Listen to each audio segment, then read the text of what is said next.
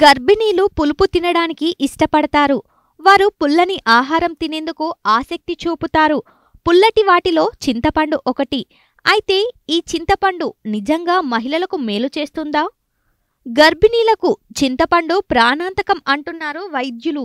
దీని గురించి ప్రముఖ గైనకాలజిస్ట్ పురవి ముఖర్జీ వివరించారు. పురవి చాలా కాలంగా స్త్రీ జననేంద్రియ వ్యాధులకు వైద్యం చేస్తున్నారు. నిజానికి చింతపండు గర్భిణీలకు అత్యంత హానికరమని ఆమె చెప్తున్నారు. గర్భధారణలో 3 దశలు ఉన్నాయి. మొదటి, రెండవ, మూడవ త్రైమాసికంలో పురవి మొదటి త్రైమాసికంలో చింతపండు తినకూడదంటున్నారు. గర్భిణీ స్త్రీ గర్భం దాల్చిన 3 నెలల తర్వాత అంటే మొదటి త్రైమాసికంలో చింతపండు తినడం ప్రారంభిస్తే అది ఆమెకు హాని కలుగుతుందని చెప్పారు. చింతపండు గర్భిణీ స్త్రీలలో గ్యాస్, ఎసిడిటీని కలిగిస్తుంది.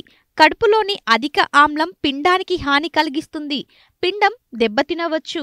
గర్భస్రావానికి కారణం కావచ్చు. అయితే ఆడవాళ్లు పులుపు తినకూడదా అంటే తప్పకుండా తినవచ్చు అంటున్నారు పురవి. గర్భధారణ సమయంలో మహిళలు చింతపండు తినవచ్చు. కానీ అది గర్భం 3వ త్రైమాసికం అంటే 7 నుంచి 9 నెలల మధ్య కాలంలో తినొచ్చు. అది కూడా మరీ ఎక్కువ కాకుండా అతి తక్కువ మోతాదులో తింటే ఏమీ కాదంటున్నారు. గర్భిణీలు ఎక్కువగా చింతపండును తీసుకుంటే పుట్టబోయే బిడ్డకు నష్టం జరుగుతుందని సూచిస్తున్నారు. గర్భం దాల్చిన మహిళలు మొదట్లో చింతపండును తినే అలవాటు చేసుకుంటే అబార్షన్ అయ్యే ప్రమాదం కూడా ఉందంటున్నారు.